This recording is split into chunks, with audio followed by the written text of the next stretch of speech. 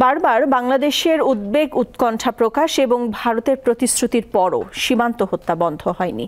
গত ৫ বছরে শুধু পঞ্চগড় জেলায় ১২ জনকে গুলি করে হত্যা করেছে বিএসএফ।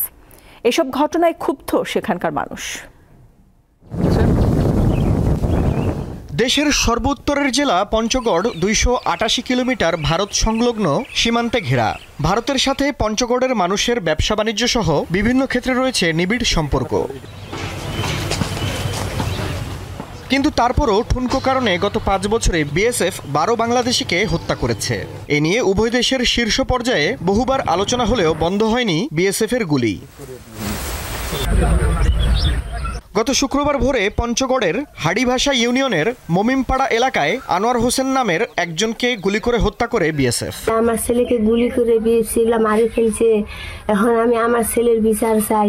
আমাকে কে খাওয়াবে? আমার বউ বাচ্চা ও ছেলেটার কে খাওয়াবে? স্বামী হত্যার বিচার চাইলেন আনোয়ার হোসেনের স্ত্রী। স্বামী অপরাধ করতে পারে, তাহলে তো ওর বিচার আছে, তাহলে তো গুলি করতে মারতে পারে না। ওই কাজ করলে কি গুলি করতে, আর এতে কি কোনো বিচার নেই। আমি এখন আমার স্বামীর বিচার চাই। আমি কিভাবে এখন আমার মেয়েকে নিয়ে বেঁচে থাকবো? ১৭ মাস আগে তেঁতুলিয়ার ডাঙ্গাপাড়া এলাকার শহীদুজ্জামান সুজন নামে আরও একজনকে তেঁতুলিয়া সীমান্তে হত্যা করে বিএসএফ।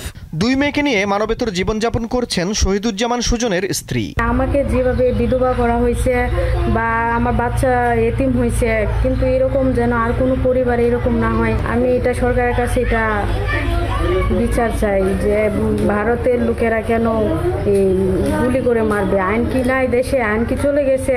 সীমান্ত হত্যার তীব্র নিন্দা ও প্রতিবাদ জানান স্থানীয় জনপ্রতিনিধিরা।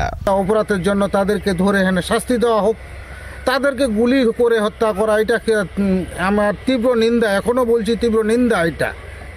কারণ এই গুলিটাকে বন্ধ না করলে বাংলাদেশে অনেক পরিবার আছে, একটি মানুষ আছে শুধু তার করে খাওয়ার, বাকি অনেক পরিবারগুলা ভুগতেছে কষ্টে।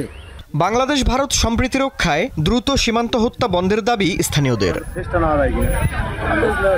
দীপ্ত বার্তা কক্ষ।